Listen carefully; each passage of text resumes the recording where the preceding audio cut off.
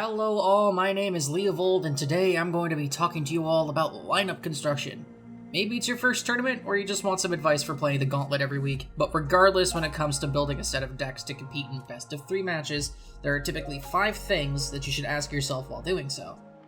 First and foremost, what decks do you know how to play well? Taking some decks into a lineup just because they may have a cohesive plan or are just powerful in their own right that you haven't played much or never at all is like going to a skateboard shop without riding one in your entire life and asking what the best board is right now. It really doesn't matter what you grab if you don't know what to do with it. Having just 3 lists that you know how to pilot, regardless if they have any synergy together, will go a longer way than copy-pasting what am I's lineup he's been testing for weeks or more and you have never seen such a pile of cards in your life. For the purpose of this exercise, let's say you were comfortable on Draven Scion and Zoe Lee to start. Secondly, do these decks have similar matchup spreads?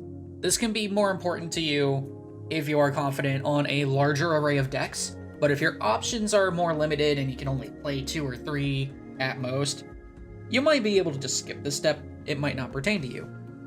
To get an idea into the good and bad matchups for your lists, consult an updated matchup table.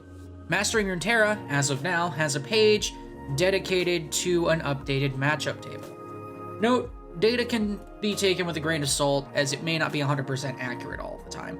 This is just to get a starting point or a general grasp on what our good and bad matchup possibilities are. Considering our example earlier of Draven Scion and Zoe Lee, both of which are either even or better into an opposing Draven Scion list, and have other strengths into the current meta, we can use that to our advantage while picking a third deck if we grab another list that's strong or at least even into the Draven Scion matchup we expect to be popular, such as Pink City or Darkness, for example. We can then plan to play into that matchup specifically and ban the matchups the decks are weak against. Ideally, when picking or trying new decks for a lineup, you want to give yourself 1 to 2 weeks before the tournament start to practice with your lists to get comfortable on them. It takes time to get to a good level with a specific list, and getting a feel for the mulligans and all the matchups you may see, especially if you need to pick up a third list like in this example. Speaking of which, the third thing we should ask ourselves is what the plan is for the ban phase. Say we chose Darkness as our third deck of choice to pair with Draven Scion and Zoe Lee. Our current lineup spread can be a bit weak to dragons, which is all over the meta right now, so we can plan to ban that list if we see them across the table. Note that Draven Scion lists tend to do well into dragons, but the other 2 can have problems in the matchup, specifically Darkness, and it's possible that they will ban Draven Scion if they see it, knowing that those other 2 matchups aren't good. But it's good to have an idea of what we want to ban and what our opponents will ban going in. An incorrect or bad ban choice could cost either player a match. Next on our list, what tech cards can we add considering our plan in ban phase? Since we plan on going into the Draven Scion matchup a lot, we can potentially look to add cards to our Draven Scion list to make it better into the mirror. Arachnoid Sentry or Whirling Death are good examples. We can also put in a Captain Farron as additional reach for finishing power, as they do not have any healing.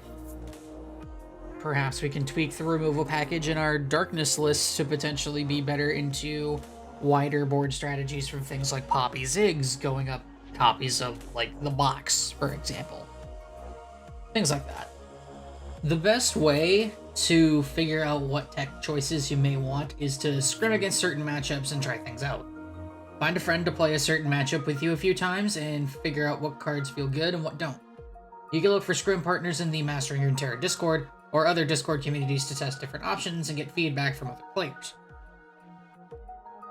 Finally, some things to consider. What other matchups would be scared of with this lineup? Potentially with what we have now, Bandletree could be a problem since they have Aloof Travelers for Lee Sin, Mini Morphs for Draven Scion, and Darkness folds to the Bandletree win condition since it's a fairly slow list. So since we know now that if there is no Dragons list on the other side of the table, we have the option of potentially banning the Bandletree lists, as that is another set of bad matchups for us in particular.